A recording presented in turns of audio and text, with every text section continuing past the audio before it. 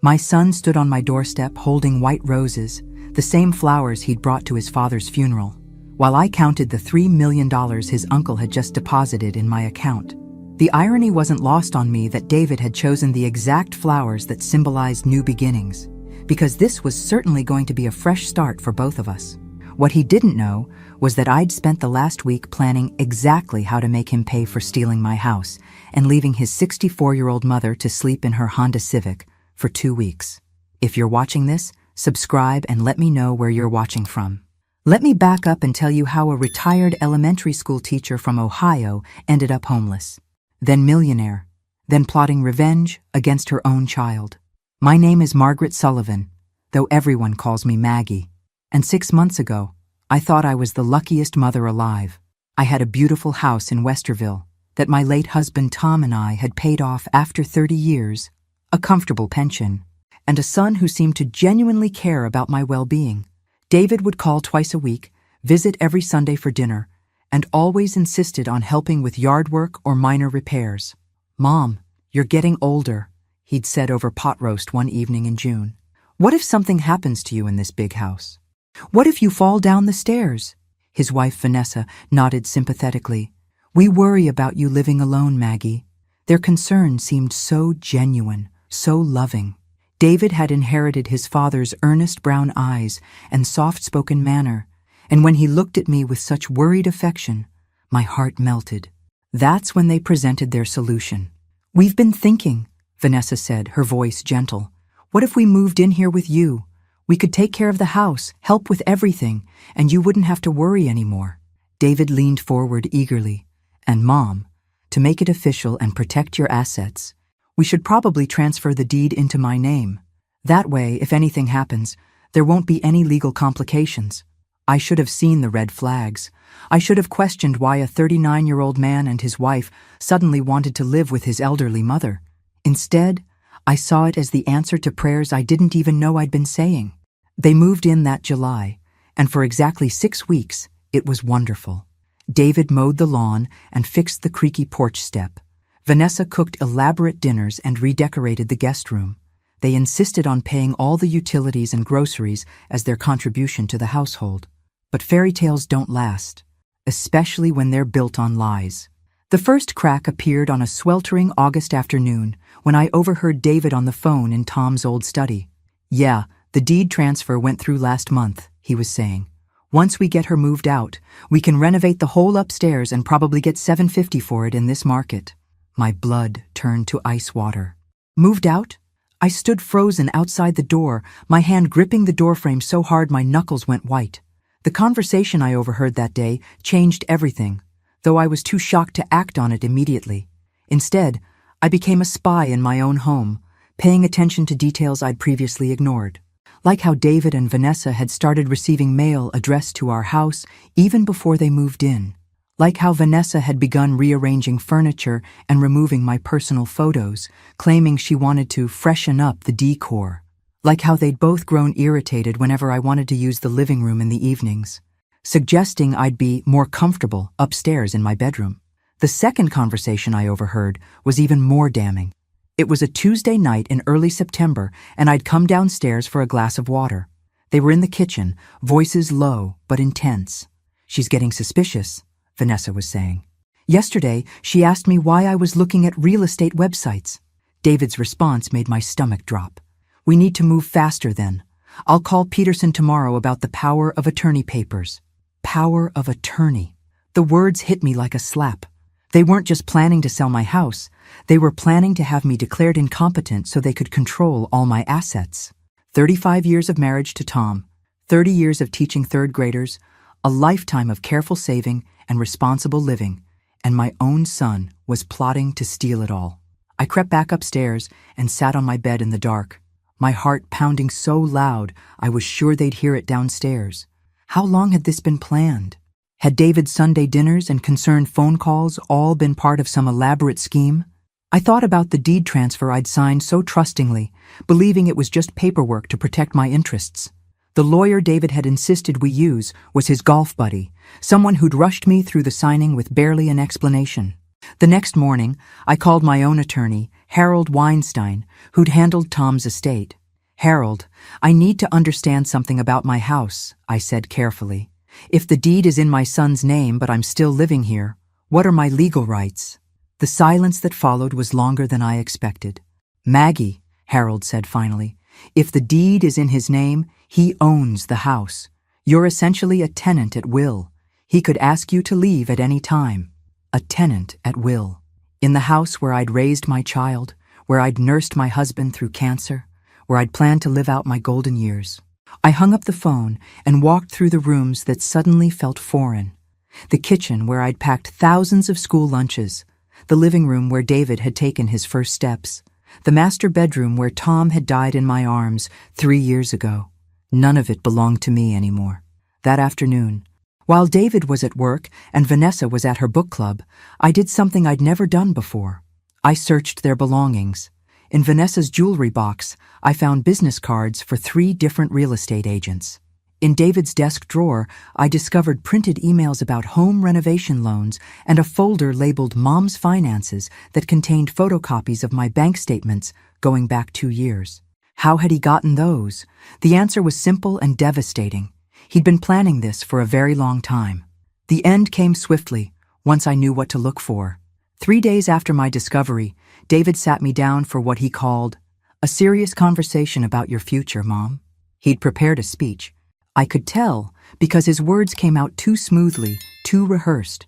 "Vanessa and I have been talking," he began, "and we think it would be best for everyone if you moved into assisted living. There's a really nice place called Sunset Manor that has an opening." Sunset Manor. I knew the place.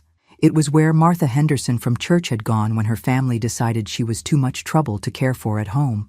Martha had died within 6 months, not from illness, but from a broken heart. "I don't need assisted living," I said quietly. "I'm perfectly capable of taking care of myself." David's patronizing smile made my skin crawl. "Mom, you're 64 years old. Last week you left the stove burner on. Yesterday you couldn't remember where you put your car keys." Both statements were lies, but I didn't bother correcting him.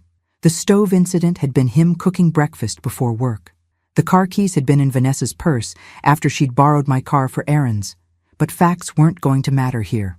"Besides," Vanessa added with false sweetness, "Sunset Manor has all sorts of activities.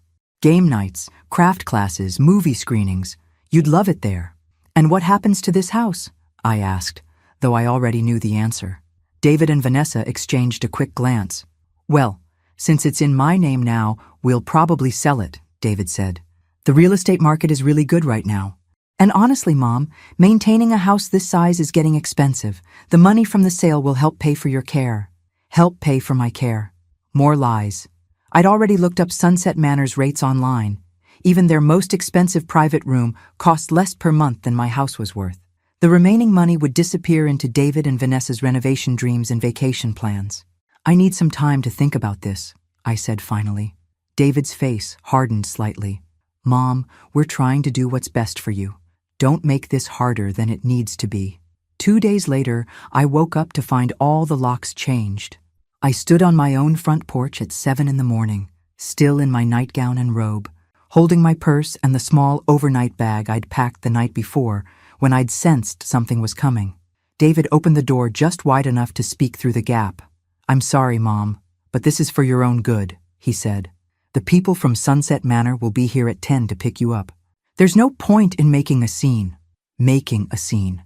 As if a mother expecting to live in her own home was being dramatic. "David, please," I said, hating how my voice shook. "Can we just talk about this?" But he was already closing the door. Through the window, I could see Vanessa in the kitchen making coffee, as if nothing unusual was happening. As if they hadn't just made their mother homeless. I stood there for 20 minutes, hoping David would come to his senses, hoping this was some sort of misunderstanding that could be resolved with conversation. But the Sunset Manor van pulled up at exactly 10 o'clock, and I knew my old life was over. The 2 kind but firm attendants tried to convince me to come peacefully. "Mrs. Sullivan," the older woman said gently, "your son has already completed all the paperwork. Your room is ready, and we have some lovely activities planned for this afternoon." I looked at my house one more time, at the flower garden Tom and I had planted together. At the porch swing where I'd read thousands of bedtime stories to David when he was small. Then I turned to the attendants and said the words that changed everything. I'm not going with you. Instead, I walked to my Honda Civic, got in, and drove away from the only home I'd known for 33 years, leaving my son and his wife with exactly what they wanted, a house and the freedom to pretend I'd never existed. Living in your car teaches you things about yourself you never wanted to know, like how long you can go without a real shower before even you can't stand your own smell, like how much your back can hurt from sleeping in a front seat tilted back as far as it will go, like how invisible you become to the rest of the world when you don't have an address. I spent my first night in the parking lot of a 24-hour Walmart, feeling like a criminal every time a security guard walked by. The second night, I tried a rest stop on I-70, but the constant noise of trucks and the fear of what might happen to a lone elderly woman kept me awake until dawn. By the third night, I'd found my rhythm: park behind a Denny's after the dinner rush, use their restroom before they closed, buy a coffee and a muffin to justify my presence, then sleep until the morning staff arrived. The hardest part wasn't the physical discomfort, it was the shame. Every time I walked into a store or restaurant, I felt like everyone could tell I was homeless. I'd catch my reflection in windows and see a disheveled woman with gray hair that hadn't been properly styled in a week, wearing the same 3 outfits I'd grabbed from my closet that final morning. I looked exactly like what I was, someone who'd fallen through the cracks. On day 5, I called David. I told myself it was about retrieving more of my belongings, but really I was hoping he'd come to his senses. The phone went straight to voicemail. I tried Vanessa's number with the same result. Finally, in desperation, I drove by the house. There were painters on the front porch, and through the open windows, I could see workers tearing down the wallpaper in what used to be my dining room. They were already erasing every trace of my existence. The irony was that I wasn't poor, not really. I had my pension, Social Security, and about $40,000 in savings. But without an address, I couldn't access most of it. Banks don't like to deal with customers who can't provide a permanent residence. Hotels were too expensive for long-term stays. Apartments required credit checks, references, first and last month's rent up front. Everything in modern life assumes you have a place to call home. By day 10, I'd developed a routine that felt almost normal. Coffee and bathroom at McDonald's at 6 a.m. Shower at the YMCA where I'd bought a basic membership by claiming I was temporarily between residences. Lunch at the public library where I could use Wi-Fi and pretend to read while actually just trying to stay warm and clean. Dinner at whatever restaurant had early bird specials, nursing a single meal for as long as possible. It was at the library on day 14 that everything changed. I was checking my email when I saw a message from an address I didn't recognize, ursullivan.enterprises@gmail.com. The subject line read, "Maggie, your brother Bobby." My heart stopped. I hadn't spoken to my brother Robert in 3 years, not since Tom's funeral when he'd made a speech about family sticking together through tough times. Bobby was 2 years older than me and had done well for himself in commercial real estate development. We'd grown apart over the years, partly due to geography and partly because his success had always made me feel inadequate. The email was short. "Maggie, I heard through the grapevine what happened with David and that house situation. I'm flying into Columbus tomorrow morning. Meet me at the Hilton downtown at noon. We need to talk. Your brother who should have called sooner, Bobby." I read the message 3 times, wondering who the grapevine was and what exactly Bobby had heard. More importantly, I wondered if I was ready to face my older brother while I was living in my car and hadn't had a proper meal in 2 days. But pride is a luxury homeless people can't afford. The next day, I used my last clean outfit and arrived at the Hilton at exactly noon. Bobby was waiting in the lobby, and I barely recognized him. The scrawny kid who used to steal my Halloween candy had grown into a distinguished-looking man in an expensive suit, silver hair perfectly styled, looking like he'd stepped out of a business magazine. When he saw me, his face cracked with an expression I couldn't quite read. Relief? Anger? Grief? "Jesus, Maggie," he said quietly, pulling me into a hug that smelled like expensive cologne and success. "What has that little bastard done to you?" I'd planned to be strong, to pretend I was handling everything just fine, but feeling my brother's arms around me for the first time in years broke something loose inside me. I started crying right there in the fancy hotel lobby and couldn't seem to stop. Bobby steered me to a quiet corner and ordered coffee while I pulled myself together. "Start from the beginning," he said, and for the next hour, I told him everything. The deed transfer, the overheard conversations, the changed locks, the 2 weeks of living in my car. Bobby's face grew darker with each detail. When I finished, he was quiet for a long moment. "You know, I made some money over the years," he said finally. I nodded. Bobby's success was family legend. He'd started with a single apartment building in Cleveland in his 20s and built an empire. "What you probably don't know is that I've been watching David for a while. Not spying exactly, but paying attention. He's always struck me as—" Bobby paused, searching for the right word.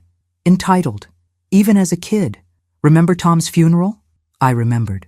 David had spent the entire reception talking about how expensive funeral costs were and wondering aloud if I really needed such an elaborate service.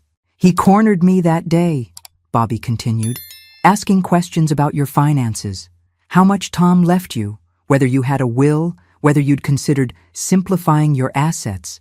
I thought it was just grief talking, but now—" Bobby reached into his jacket and pulled out a thick envelope. "I own 17 rental properties in Columbus," he said. "Good neighborhoods, nice houses. One of them just became available this morning because I told the tenants to find somewhere else to live." He slid the envelope across the table. "The keys are in there, along with the deed. The house is yours, free and clear. Consider it back payment for all the Christmas presents I never sent." I stared at the envelope like it might disappear if I blinked. "Bobby, I can't accept—" "Yes, you can," he interrupted. "But that's not all." He pulled out a second envelope, this one smaller but somehow heavier. "There's also a cashier's check in there. $3 million. The number hit me like a physical blow. $3 million. I'd never seen that much money written on a check before. "I don't understand," I whispered. Bobby smiled, and for a moment I could see the mischievous boy who used to help me catch fireflies in our backyard. "I'm 66 years old, Maggie. I never had kids, never found the right woman to settle down with. My money's going to go to someone when I die, and I'd rather see what happens when I give it to you while I'm alive to enjoy watching." "But why now?" I asked. Bobby's expression hardened again. "Because that son of yours is about to learn that you don't steal from a Sullivan. We might not talk much, but we're still family, and family protects family." He leaned forward. "David thinks he's so clever, doesn't he? Thinks he played you perfectly. Wait until he finds out his homeless mother just became a millionaire." I looked at the envelopes again, hardly daring to believe they were real. "What am I supposed to do with $3 million? Bobby's grin was absolutely wicked. "Whatever you want, little sister. But if I were you, I'd start by making sure David knows exactly what he threw away when he changed those locks." The house Bobby gave me was in Upper Arlington, one of Columbus's most prestigious neighborhoods. 3 bedrooms, 2.5 baths, hardwood floors throughout, and a kitchen that belonged in a home design magazine. It was twice the size of the house I'd shared with Tom and 100 times more luxurious than anywhere I'd ever imagined living. I spent my first week there, just wandering from room to room, touching surfaces and opening cabinets, trying to convince myself it was real. The master bedroom had a walk-in closet bigger than some apartments. The living room had a fireplace with a marble mantel and built-in bookshelves that stretched to the ceiling. The backyard had a garden that would make any retired teacher weep with joy. But the most satisfying part was setting up my new financial situation. Bobby had recommended a wealth management firm, and I spent an afternoon with a very serious young man named Christopher, who explained investment portfolios and interest rates with the kind of reverence usually reserved for religious ceremonies. "With conservative investments," he said, "you could easily live on $200,000 per year without touching the principal. $200,000 per year, more than triple my teaching salary at its highest, more than David made at his engineering job." The irony was delicious. While he was renovating my old house to flip it for maybe $700,000 in profit, I was sitting on enough money to buy 10 houses just like it. I bought new clothes first. Not flashy or expensive, just quality pieces that fit properly and made me feel like myself again. Then I bought a new car, trading in my Honda Civic for a silver Lexus that drove like a cloud and had more technology than the space shuttle. The salesman kept looking at my driver's license and then at my cashier's check, clearly wondering how a retired teacher could afford a $60,000 car. But I was still the same Maggie Sullivan who'd taught third grade for 30 years. I couldn't just sit in my beautiful house spending money aimlessly. I needed a purpose, a plan. And slowly, sitting in my new kitchen with my morning coffee, watching cardinals at the bird feeder Bobby had already installed in the backyard, that plan began to form. It started when I drove past my old house one afternoon. The painters were gone, but there were landscapers working on the front yard and a dumpster full of what looked like my old furniture. I parked across the street and watched for a while, noting the expensive cars in the driveway, David's BMW and Vanessa's Range Rover, both newer than I remembered. They were spending money they hadn't even made yet, so confident in their real estate flip that they were already living like people who'd struck it rich. That's when I realized David had made a crucial error. He'd assumed that getting rid of me meant he'd won. He thought I was broken, defeated, probably living in some sad little apartment somewhere, nursing my wounds and accepting my fate. He had no idea that his desperate homeless mother had not only landed on her feet, but had landed in luxury beyond his wildest dreams. Which meant he also had no idea what was coming for him. I drove home and opened my laptop, spending the rest of the evening researching everything I could find about my son's finances. What I discovered made my new plan even sweeter. David and Vanessa weren't just living beyond their means. They were drowning in debt. Credit cards, car payments, a second mortgage on some investment property that wasn't panning out. They needed my house to sell quickly and for top dollar, or they were going to be in serious financial trouble. I smiled as I closed the laptop. David thought he'd been so clever manipulating his naive old mother. But he'd forgotten something important about teachers. We're very, very good at long-term planning, and I was about to teach him a lesson he'd never forget. 3 weeks into my new life as a secret millionaire, I was having coffee with my neighbor Janet when she mentioned something that made my blood run cold. "Oh, by the way," she said casually, "I ran into your son David at the grocery store yesterday. Such a charming young man. He was telling me how worried he's been about you since you moved to that assisted living facility." I nearly choked on my coffee. Assisted living facility. So that was the story David was telling people. Not that he'd locked his mother out of her own house, but that dear, concerned David had helped his aging mother transition to professional care. The narrative was so perfect, so believable, that even Janet, who'd known me for 15 years, had accepted it without question. "He seemed so relieved that you're getting proper care," Janet continued. "He said you'd been having some memory issues and it wasn't safe for you to live alone anymore." Memory issues. I wanted to laugh at the audacity, but instead I just smiled and murmured something non-committal about adjusting to my new living situation. Let David think his story was working. Let him believe he'd covered all his bases. That afternoon, I called a private investigator Bobby had recommended. Patricia Reynolds was a sharp-eyed woman in her 50s who specialized in financial fraud cases. "I need to know everything about my son's business dealings," I told her. "Every debt, every asset, every financial move he's made in the past 5 years." Patricia quoted me a fee that would have seemed astronomical 6 months ago, but now felt like pocket change. "One more thing," I added. "I need to know about the house, my house, what they're really planning to do with it."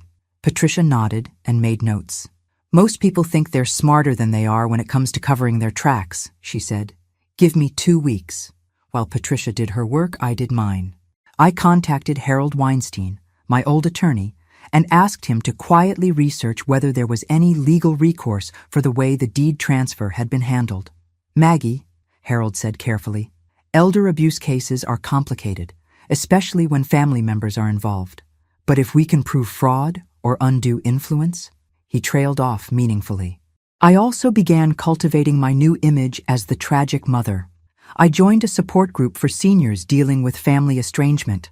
I volunteered at the library where I'd spent so many homeless days, making sure to mention to other volunteers how difficult it had been to adjust to assisted living after my son decided it was best for everyone. I was careful never to sound bitter, just sad and confused, a woman who couldn't quite understand how she'd ended up separated from her family. The beauty of the performance was that most of it was true. I was sad. I was confused about how my own son could have betrayed me so thoroughly. The only lie was about where I was living, and that lie served a larger truth. David had indeed tried to force me into assisted living, had indeed stolen my house, had indeed abandoned me when I needed him most. 2 weeks later, Patricia called with a report that exceeded my wildest expectations. "Your son is in deep financial trouble," she began. "He and his wife have $700,000 in debt spread across 14 different credit cards and loans. They've been using balance transfers and cash advances to stay afloat, but they're running out of options." She paused for emphasis. "They need that house to sell for at least $800,000, or they're looking at bankruptcy within 6 months." But that wasn't the most interesting part of Patricia's report. "There's something else," she said. "The renovation work on your old house? They're cutting corners in ways that could be dangerous. Unlicensed electrical work, unpermitted plumbing changes, structural modifications that haven't been inspected. If the right person reported this to the city..." She let the implication hang in the air. I thanked Patricia and hung up the phone, my mind racing. David wasn't just greedy and cruel, he was desperate and stupid. He'd put himself in a position where he needed everything to go perfectly, with no room for error or bad luck. How unfortunate it would be if his luck took a turn for the worse. The anonymous tip I called into the Columbus Building Department was made from a payphone at a gas station, using a voice slightly shakier and more elderly than my actual tone. "I'm concerned about the construction work going on at 1247 Maple Street," I told the inspector who answered. "There are workers there at all hours, and I'm not sure they have proper permits. As a neighbor, I'm worried about safety issues." The building inspector assured me they'd look into it, and 3 days later, I drove by to see a city truck parked in my old driveway and 2 officials with clipboards walking around the property. Through my new car's tinted windows, I watched David standing on the front porch, his face red with what I assumed was a combination of anger and panic. But that was just the opening move. The real strategy required more patience and much better timing. I spent the next week studying David and Vanessa's routine, something that would have felt impossibly creepy 6 months ago, but now seemed like necessary intelligence gathering. They left for work at the same time each morning, came home around 6:30, and went out on Friday nights to what appeared to be the same upscale restaurant downtown. I also began making strategic appearances around town. At the Kroger where David shopped, I ran into his coworker Jim Peterson, who mentioned how stressed David had been lately about some family situation with his mom. I played my part perfectly, sighing sadly about how difficult it was to adjust to assisted living and how much I missed my old life. "David seems like such a good son, though," Jim said, always talking about wanting what's best for his mother. I smiled wistfully and agreed that David had always been thoughtful, letting Jim draw his own conclusions about what kind of man would put his loving mother in assisted living while selling her house. The building department citation arrived at David's workplace on a Tuesday. Patricia had discovered he'd listed his office address on all the construction permits. The violations were extensive. Electrical work that didn't meet code, plumbing changes that required inspection, and structural modifications that needed engineer approval. All work had to stop immediately until the violations were resolved. I knew about the citation because I'd taken to driving by the house every afternoon around 4 o'clock. A routine, I told myself, was just curiosity, but was really a form of psychological torture. For David, not for me, I was enjoying every moment. The construction crews disappeared overnight. The "coming soon" real estate sign that had appeared the week before was quietly removed. That Friday evening, instead of going to their usual restaurant, David and Vanessa stayed home. I parked across the street at 7 o'clock and watched through their lit windows as what appeared to be a very heated argument unfolded in my former living room. Vanessa was pacing, gesturing dramatically, while David sat slumped in a chair with his head in his hands. I wondered what they were saying to each other. Were they blaming each other for the permit problems? Were they calculating how much the delays would cost? Were they finally realizing that their carefully planned financial crime was falling apart? I hoped it was all three. The next morning, I received a call that made my week. It was Harold Weinstein with news about my legal research. "Maggie, I've been looking into the circumstances of your deed transfer," he said. "If we can establish that you were coerced or that David misrepresented the nature of the documents you were signing, we might have grounds for a lawsuit. More importantly, we might be able to void the transfer entirely. Void the transfer. The words were beautiful. David could spend all the money he wanted renovating the house, could take on all the debt he needed to finance his construction project, and in the end, I could potentially reclaim legal ownership and leave him holding nothing but a pile of unpaid bills. But that felt almost too easy, too clean. David deserved something more creative, more personal, more devastating than a simple legal reversal. He deserved to suffer the way he'd made me suffer, to feel as helpless and betrayed as I'd felt standing on my own front porch with nowhere to go. That's when I began planning the final phase of my revenge, the part that would require perfect timing and absolutely no mercy. The first sign that David was cracking came through Janet, who'd seen him at the hardware store looking absolutely haggard. According to her gossip network, he'd been there 3 times in 1 week, buying materials and returning them the next day. Financial troubles, Janet whispered knowingly. You can always tell when people are having money problems. They start making impulsive purchases they can't afford, then panicking about the cost. I could have told Janet exactly what David's financial troubles were, thanks to Patricia's continued monitoring of his situation. The building permit delays had cost him 2 months of construction time and somewhere around $50,000 in rework and inspection fees. His credit cards were maxed out, he'd borrowed against his 401k, and he'd even taken out a title loan against his BMW. But the most delicious detail was what Patricia discovered about David's timeline. He'd already signed a contract with a buyer, contingent on the renovation work being completed by December 1st. If the house wasn't ready by then, not only would he lose the sale, but he'd have to pay a penalty fee of $50,000. With all his permit problems, finishing by December 1st was looking increasingly impossible. Meanwhile, I was living my best life. I joined a book club, started taking piano lessons for the first time since I was 12, and was planning a trip to Italy for the spring. The money Bobby had given me wasn't just about revenge. It was about reclaiming a life I'd forgotten I wanted. Every morning I woke up in my beautiful house and remembered that I was free in ways I'd never been before. But freedom, I was learning, also meant the freedom to be absolutely ruthless when the situation called for it. Which is why, when David finally reached out to me, I was ready. The call came on a Thursday evening in early November. I was reading in my living room when my phone rang, and David's name appeared on the screen for the first time in 2 months. I let it ring 3 times before answering, keeping my voice carefully neutral. Hello, David? Mom? His voice sounded strained, exhausted. Mom, I need to talk to you. I know things have been complicated between us, but I think there's been a misunderstanding. A misunderstanding. As if locking me out of my own house was some sort of communication error that could be cleared up with a heart-to-heart conversation. I'm listening, I said simply. David took a shaky breath. The thing is, Mom, there are some problems with the house renovation. Legal issues that I didn't anticipate, and I was wondering if you might consider if there was any way you could help us financially with some of the unexpected costs. Help them financially. The audacity was breathtaking. The son who'd made me homeless was calling to ask for money. What kind of help are you talking about, David? I asked, allowing just a hint of my old maternal concern to creep into my voice. Maybe $50,000, he said quickly. Just temporary until we can get the house sold. I know assisted living is expensive, but if you have any savings left, or if you could take out a loan against your pension. He was babbling now, desperation making him careless with his words. David, I interrupted gently. I'm living in assisted living on a fixed income.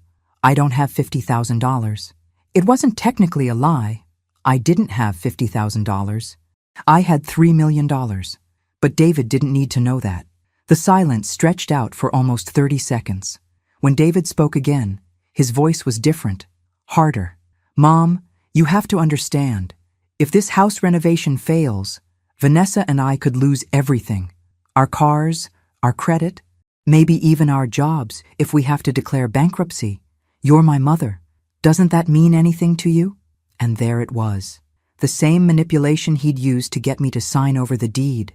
The same emotional blackmail wrapped in a concern for family obligation. Except this time, I wasn't a lonely widow, desperate for connection with her only child. This time, I had options. David, I said quietly, I think you should come visit me. We should have this conversation in person. He agreed immediately, probably thinking he'd have better luck manipulating me face to face. We arranged for him to come by the following Saturday afternoon. After I hung up, I sat in my elegant living room and smiled. David thought he was coming to convince a desperate old woman to bail him out of his financial troubles. Instead, he was walking straight into the final act of a play I'd been directing for months. Saturday couldn't come soon enough. Saturday morning, I received a call that changed everything. It was Patricia Reynolds with information so explosive I had to sit down while she explained it. Maggie, you need to know something else about your son's financial situation. That house renovation? It's not just cutting corners on permits. David took out a construction loan using fraudulent income statements. He claimed he was making twice his actual salary. Bank fraud. David hadn't just betrayed his mother, he'd committed multiple felonies in the process. There's more, Patricia continued. I found records showing he's been forging your signature on documents even after you moved out. He's been taking cash advances on credit cards opened in your name, using your old address as the contact information. Identity theft, forgery. My son hadn't just stolen my house. He'd been systematically destroying my credit and my name for months. I felt physically sick thinking about what could have happened if Bobby hadn't rescued me, if I'd been trapped in assisted living while David ruined my financial reputation and racked up debt in my name. How much? I asked quietly. Patricia's pause told me everything. So far, about $200,000 across 8 different accounts. But Maggie, here's the thing. If you reported this to the authorities, David wouldn't just face civil penalties. He'd be looking at serious federal charges. Mail fraud, identity theft, bank fraud. We're talking about potential prison time. Prison time. The words should have shocked me, but instead I felt a cold satisfaction settling into my bones. David had crossed every line, violated every trust, committed crimes that went far beyond simple family betrayal. He'd gambled that his homeless, powerless mother would never find out about his systematic destruction of her identity and credit. He'd gambled wrong. I thanked Patricia and spent the rest of the morning thinking. David would be at my door in a few hours, expecting to manipulate his elderly mother into bailing him out of a crisis he'd created. He had no idea that his elderly mother was now wealthy beyond his dreams and in possession of evidence that could send him to federal prison. At exactly 2 o'clock, my doorbell rang. I checked my appearance in the hallway mirror. I'd dressed carefully for this moment, choosing clothes that looked respectable but not expensive. When I opened the door, David was standing there holding a bouquet of white roses, the same flowers he'd brought to his father's funeral. His face was thinner than I remembered, and there were dark circles under his eyes that told the story of sleepless nights and mounting desperation. "Hi, Mom," he said, offering the flowers with a smile that didn't reach his eyes. "You look good. Assisted living seems to be agreeing with you." I accepted the roses without comment and invited him in, watching his face as he took in my living space for the first time. His reaction was everything I'd hoped for. David's mouth literally fell open as he looked around my elegant living room with its marble fireplace and expensive furnishings. "Mom," he said slowly, "this doesn't look like assisted living. This looks like—" He trailed off, unable to process what he was seeing. "Like what, David?" I asked pleasantly, settling into my favorite armchair and gesturing for him to sit on the sofa. He remained standing, turning in a slow circle to take in the high ceilings, the hardwood floors, the crystal chandelier that had probably cost more than his car.